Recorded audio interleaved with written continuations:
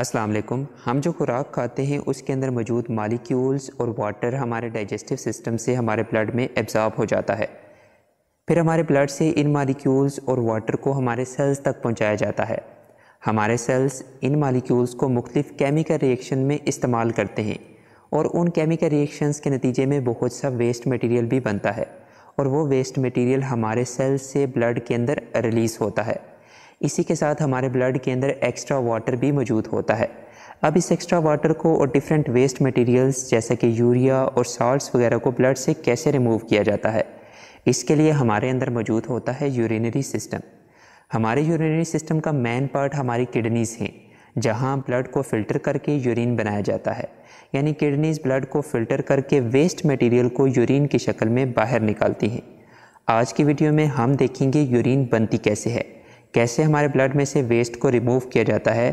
हमारी किडनीज़ के अंदर फंक्शनल यूनिट मौजूद होते हैं जो कि यूरिन बनाते हैं, उन्हें नेफ्रॉन कहते हैं।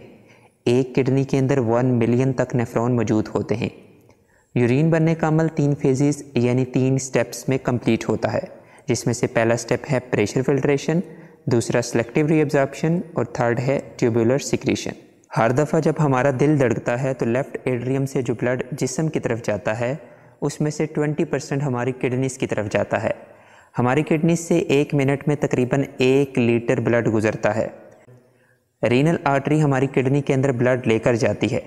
किडनी के अंदर ये रीनल आर्टरी और स्मॉल आर्टरीज़ में डिवाइड होती है। उन्हीं स्मॉल आर्टरीज से एफेरेंट आर्ट्रियोल अराइज होती हैं। ये एफेरेंट आर्ट्रियोल नेफ्रॉन को ब्लड सप्लाई करती हैं।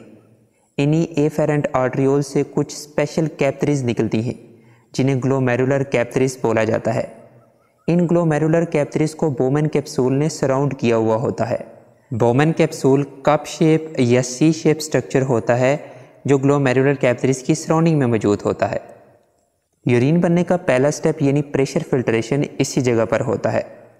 जैसे ही ब्लड ग्लोमेरुलर कैपिलरीज के अंदर आता है तो ब्लड का प्रेशर इन कैपिलरीज के अंदर बहुत ज़्यादा होने की वजह से वेस्ट मटेरियल और कुछ न्यूट्रिएंट्स इन कैपिलरीज के अंदर मौजूद स्मॉल पोर्स को क्रॉस करके बोमेन कैप्सूल के अंदर चले जाते हैं।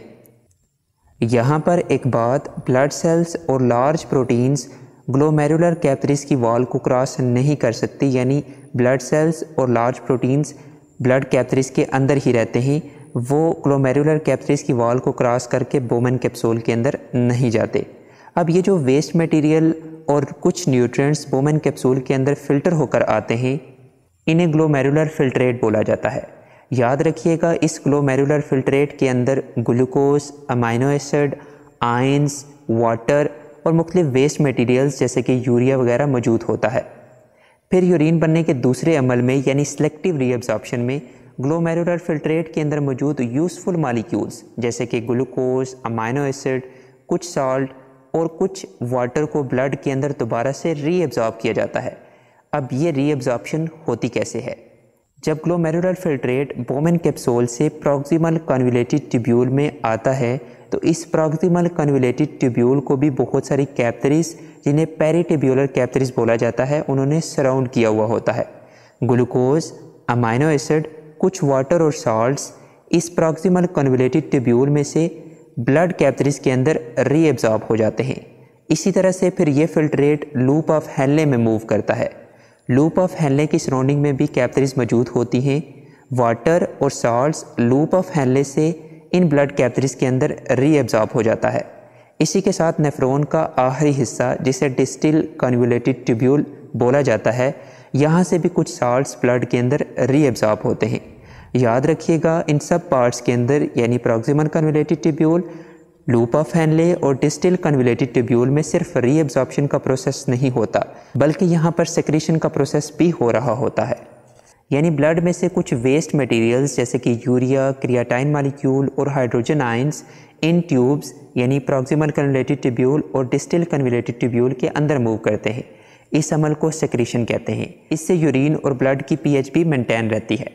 फिर इस यूरिन को डिस्टिल कन्वोल्यूटेड ट्यूब्यूल से कलेक्टिंग डक्ट के अंदर ट्रांसफ़र किया जाता है। एक कलेक्टिंग डक्ट के अंदर बहुत सारे नेफ्रॉन की डिस्टिल कन्वोल्यूटेड ट्यूब्यूल ओपन होती हैं।